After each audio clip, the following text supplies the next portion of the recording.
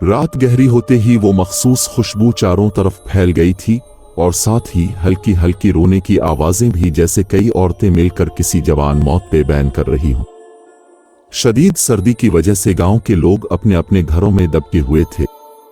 गांव के लोगों के लिए ये आवाजें कोई नई बात नहीं थी। कई साल हो गए थे वो ये दहशतनाक आवाजें सुनते आ रहे थे। गांव के बुजुर्गों का कहना था कि ये आवाजें और खुशबू इस वक्त से आती है जब से वो इंडिया से हिजरत करके इस गांव में आकर बसे थे। पहले तो हर कोई खौफजदा हो जाता था, मगर फिर आहिस्ता आहिस्ता लोग इस बात के आदी हो गए। आवाजें और खुशबू एक बोसीदा मकान से आती थी। ये मकान बरसों से बंद पड़ा था। सुनने में आया था कि तकसीम हिंद से कब्ल इस गांव में हिंदू आबाद थे।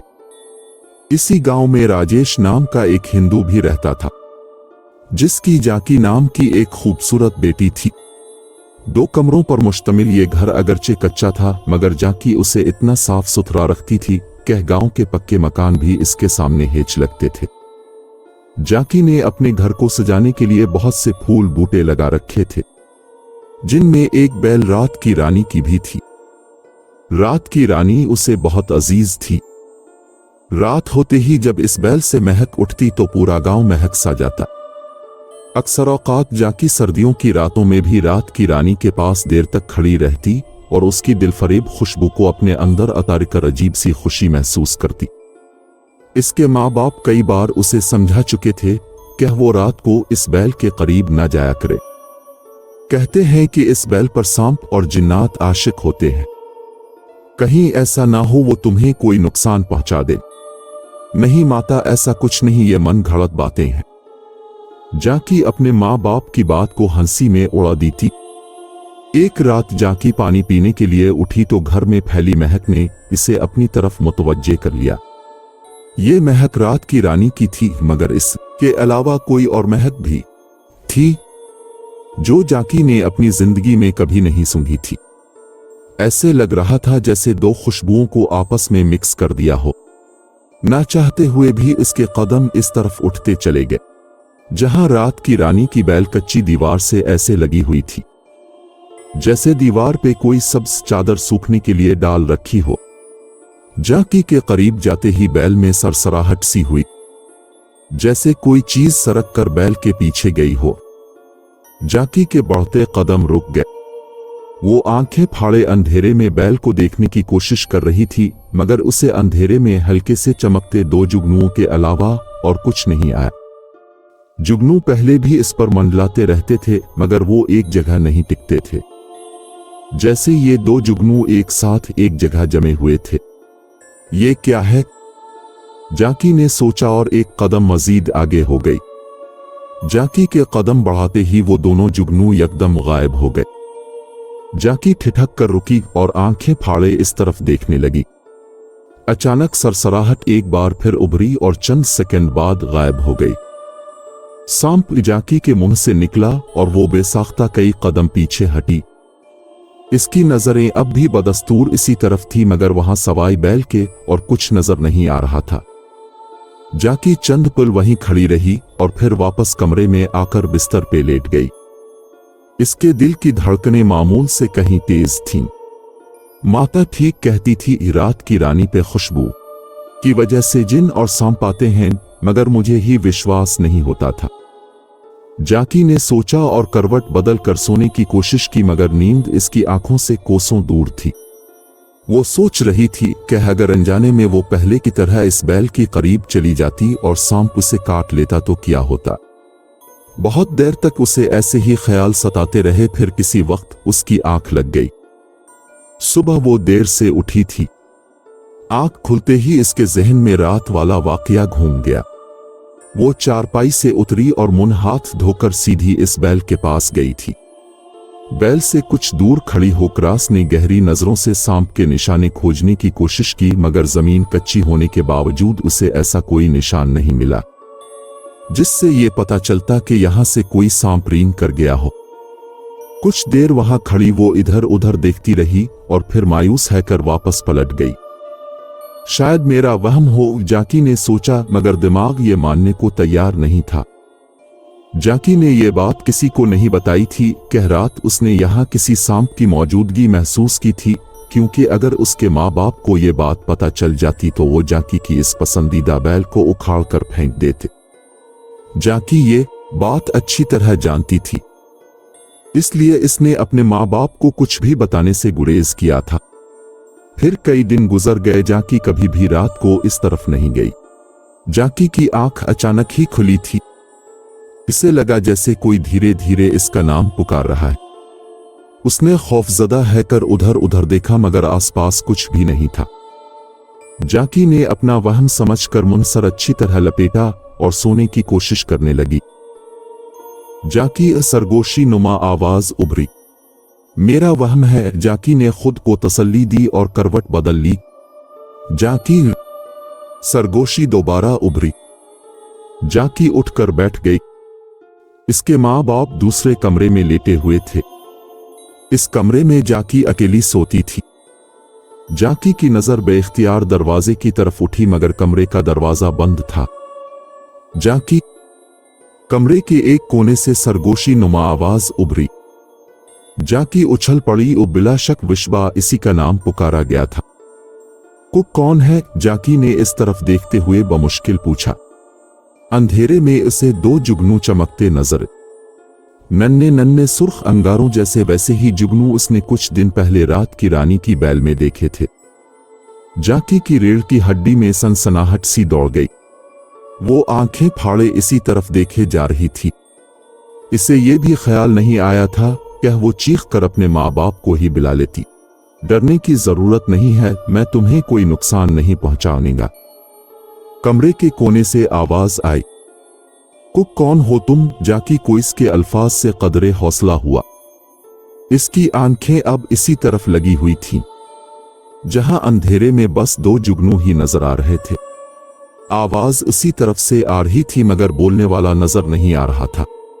मेरा नाम शियस है, सरगोशी में कहा गया।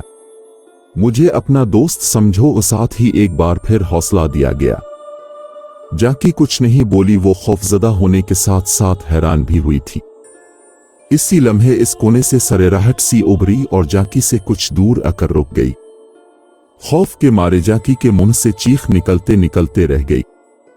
एक तवील सिया सांप अपना आधा धड़ अटई जाकी की तरफ देख रहा था। अंधेरे में उसकी चमकती आंखें दो जुगनुओं की तरह लग रही थी। जाकी के देखते ही देखते वो सांप एक खूबसूरत नौजवान में तब्दील हो गया। कमरा एक अजीब सी दिलकश महक से भर गया। ऐसी महक जाकी ने इस रात भी महसूस की थी, जिस रात उसे बैल के पास सांप की मौजूदगी का शक हुआ था। जाकी को जैसे सकता हो गया था। वो मुंह खोले बेयकीनी से इसको देखे जा रही थी। मेरा नाम शियस है, नौजवान ने मुस्कुराकर अपना नाम दोबारा बताया। मैं जिन्नों के एक मुसलमान कबीले से हूं। खुशबू हमें बहुत पसंद है और इसी वजह से मैं आज यहां हूं। आपको नहीं पता, मैं हर रोज रात को आपके घर आता हूं। पता है क्यों? शियस ने जाकी से पूछा और फिर उसकी तरफ से कोई जवाब ना मिलने पर खुद ही बताने लगा। एक रात में यहां से गुजर रहा था कि मुझे बहुत अच्छी खुशबू आई और मैं उसकी तलाश में आपके घर तक पहुंच गया। तब मैंने आपके घर में वो बूटी देखी जिससे खुशबू निकलकर पूरे गांव में फैल रही थी। शियस ने बाहर की तरफ इशारा करते हुए कहा। जाकी अभी भी कुछ नहीं बोली। आपको मुझसे डरने की जरूरत नहीं है। मैं आपको कोई नुकसान नहीं पहुंचाऊंगा। मैंने आपको कई बार रात को इस बूटी के पास देखे है। मैं समझ गया आपको भी वो बूटी पसंद है जिससे खुशबू निकलती है। फिर एक रात अब डर गई। शायद आपने मुझे देख लिया था। इसके बाद अब कभी इस बूटी के पास नहीं गई। मुझे अफसोस हुआ कि मेरी वजह से आप डर गई हैं, तो आज यहां आ गया। शियस ने मुस्कुराकर कहा तो पहली बार जाकी के होंठों पर भी मुस्कुराहट आ गई। इससे यकीन हो गया था कि ये जो भी है जाकी को इससे कोई खतरा नहीं। मैं जाकी हूं, जाकी ने आहिस्ता से कहा। जानता हूं, शियस ने सरगोशी की। अब बेफिक्र है कर खुशबू वाली बूटी के पास आ जा करे, मेरे सवा वहां और कोई नहीं होता। शियस ने जाकी को देखते हुए धीरे से कहा तो जाकी मुस्कुरा दी। ठीक है, मैं आ जाया करूंगी। दूसरी मखलूक सही, मगर उसे यह खूबसूरत नौजवान अच्छा लगा था। शियस ने जाकी से कहा और उसके देखते ही बंद दरवाजे से पार हो गया। जाकी देर तक यूं ही बैठी इसी के बारे में सोचती रही। जाकी का दिल कर रहा था कि शियस इससे इसी तरह बातें करता रहता, मगर जाकी उसे ये बात नहीं कह सकी थी। वो जा चुका था। जाकी ने उठकर कर दरवाजा खोला। सर्दी और खुशबू ने इसका इस्तकबाल किया था। वो कुछ देर यूं ही आंखें बंद किए खड़ी रही और फिर दरवाजा बंद करके चारपाई पे आके लेट गई। उसे आने वाली रात का इंतजार था। इसके बाद जाकी का ये मामूल बन गया। रात गहरी होते ही वो इस बैल के पास पहुंच जाती और फिर सुबह तक दोनों बातें करते रहते। शियस और जाकी दोनों ये बात जानते थे कि आग और मिट्टी का मिलाप नामुमकिन है, इसलिए दोनों एक दूसरे को फकत अपना दोस्त और गमगुसार ही समझते थे। उनकी दोस्ती को 1 साल गुजर गया। जाकी ने कई बार अपने तजस्सुस से मजबूर रहकर शियस से पूछा था कि वो मुसलमान कब हुआ और क्यों हुआ। शियस ने इसे बताया कि वो मुसलमान ही पैदा हुआ था। इसके माँ बाप भी मुसलमान कबीले से थे। अलबत्ता इसके परदादा ने एक मुसलमान बुजुर्ग से मुतासिर रहकर इस्लाम कबूल किया था। जाकी ये सुनकर हैरान हुई थी कि एक जिन ने किसी मुसलमान इंसान से मुतासिर रहकर इस्लाम कबूल कर लिया था। शियस ने इसे बताया था कि इस्लाम और उसकी तालीमात क्या है। जाकी ने आज तक इतनी प्यारी बातें नहीं सुनी थीं। इसे तो बस यही बताया गया था कि मुसलमान वो भटके हुए इंसान हैं जो भगवानों को नहीं मानते और मरने के बाद वो आग में जलेंगे। जबकि शियस ने इसे जो कुछ बताया, इससे लग रहा था कि कह भटके हुए मुसलमान नहीं बल्कि दूसरे लोग हैं जो अपने बनाने वाले को भूलकर अपने अलग अलग खुदा बनी बैठे हैं। शियस का अंदाज और उसकी हर बात जाकी के दिल को छू लेती थी। वो कई माह सोचती रही और फिर एक रात उसने शियस से कहा कि वो इसे भी मुसलमान कर दे। शियस ये सुनकर हैरान और खुश हुआ था। उसने जाकी से कहा कि वो जैसे कहता है वही दोहराती रहे। शियस ने इसे कलमा पढ़ाया और उसका तर्जमा जाकी आहिस्ता आहिस्ता लफ्ज अदा करने की कोशिश करती रही। कलमा पढ़ते ही वो मुस्कुराई और फिर न जाने उसे क्या हुआ कह वो फूट फूट कर रो दी। शियस उसे देखकर मुस्कुराता रहा। वो जानता था कि ये गम के नहीं खुशी के आंसू हैं, जिंदगी के मकसद और मंजिल को पाने की खुशी। लगातार कई रातों की कोशिश के बाद जाकी कलमा सीख गई थी। शियस ने इसका नाम रानी रखा था। 1-2 बार जाकी के माँ बाप ने इसे रात को बैल के पास खड़ी रहकर बातें करते देखा, मगर उन्हें शियस नजर नहीं आता था। इसलिए वो समझते कि उनकी बेटी बैल या पौधों से बातें कर रही है। उनके पूछने पर जाकी भी यही कहती कि मैं तो रात की रानी से बात कर रही हूं। भला पौधे भी किसी से बात करते हैं। वो अपनी बेटी की इस नादानी पर हंस पड़ते। जाकी खुश थी कि इसका राज किसी को भी मालूम नहीं हो सका, मगर ये इसकी भूल थी। एक शख्स ऐसा भी था जिसको मालूम हो गया था कि कह जाकी रोज रात को किसी से बातें करती है। अलबत्ता वो ये नहीं जान पाया था कि जाकी किससे बात करती है। ये जाकी का पड़ोसी अर्जुन था। एक रात वो किसी काम से अपने सहन में आया तो उसे जाकी के घर से किसी की सरगोशियां सुनाई दी। गौर करने पर अर्जुन को मालूम हो गया कि ये आवाज जाकी की ही है। उसने देवारस से जरा सा सर निकाल कर जाकी के घर झांका तो ये देखकर हैरान रह गया कि आधी रात को जाकी रात की रानी के पास खड़ी रहकर किसी से बातें कर रही है। हैरत की बात यह थी कि अर्जुन को दूसरा वहां ऐसा कोई नजर नहीं आ रहा था जिससे जाकी बातें कर रही हो। तो ये लड़की पागल हो गई है या फिर पौधों से बात कर रही है। अर्जुन ने सोचा, पागल ही है जो रात के इस पहर पौधों से बात कर रही है। अर्जुन मुस्कुराया और वापस कमरे में आ गया। अर्जुन ने जाकी के बाप से भी ये बात की थी कि इसकी लड़की रात को पौधों से बातें करती है, मगर उसे ये जानकर मजीद हैरानी हुई थी कि जाकी के माँ बाप ये बात जानते हैं। 2-4 रातें गुजर गई। अर्जुन भूल गया कि इसने जाकी को बातें करते देखा था। एक रात वो लेट घर आया था। घर में दाखिल होते ही उसे वो बात याद आ गई। तजस्सुस के हाथों मजबूर होकर रास ने जाकी के घर में झांका और ये देखकर दंग रह गया कि जाकी आज भी इसी रात की तरह वहीं खड़ी किसी से बातें कर रही है। अर्जुन को हैरानी इस बात पर थी कि जाकी अटक अटक कर कोई और ही जबान बोल रही थी, जैसे वो किसी से सबक पढ़ रही हो। अगली रात अर्जुन जाकी के घर की बाहर वाली दीवार के साथ चिपका हुआ था। ये वही दीवार थी जिस पर रात की रानी फैली हुई थी। रात गहरी होते ही रात की रानी की खुशबू के साथ वहां एक और दिलकश महक फैल गई। ऐन इसी लम्हे इसे अंदर घर से किसी के कदमों की हल्की सी आवाज सुनाई दी, जो इस दीवार के पास आकर रुक गई थी। अस्सलाम अलैकुम। अर्जुन अच्छी तरह पहचानता था कि यह आवाज बिलाशुबा जाकी की ही थी। अर्जुन को इस बात हैरत थी कि जाकी ने मुसलमानों की तरह सलाम क्यों और किसको किया था। अर्जुन को सलाम का जवाब सुनाई नहीं दिया था। कुछ देर बाद उसे जाकी की एकतरफा आवाज आती रही। कभी कभी वो हंस पड़ती थी। अजीब बात यह थी कि अर्जुन को दूसरी कोई आवाज नहीं आ रही थी। ऐसे लग रहा था जैसे जाकी दीवार से बातें कर रही हो। वो इसी शश विपनिज में था कि क्या करे। एन इसी लम्हे उसे जाकी की आवाज आई और इस बार जो कुछ जाकी कह रही थी उसे सुनकर अर्जुन पे जैसे बिजली आ गई थी। वो अच्छी तरह जानता था कि यह मुसलमानों का कलमा है। उसने कई बार मुसलमानों को यह पढ़ते सुना था और जहां तक अर्जुन ने सुना था उसके मुताबिक यह पढ़ने वाले का धर्म भ्रष्ट हो जाता था, यानी वो हिंदू नहीं रहता था। जाकी कलमा पढ़ रही है तो क्या वो मुसलमान हो गई? मगर क्यों और कैसे?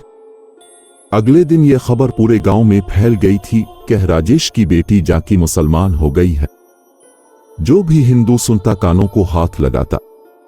जाकी के माँ बाप तक भी ये बात पहुंच गई थी। इसके माँ बाप सीधे साधे इंसान थे।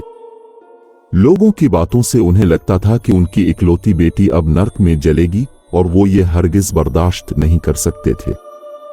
उन्होंने जाकी से कहा कि वो तो कभी घर से भी नहीं निकली, फिर वो कैसे मुसलमान हो गई?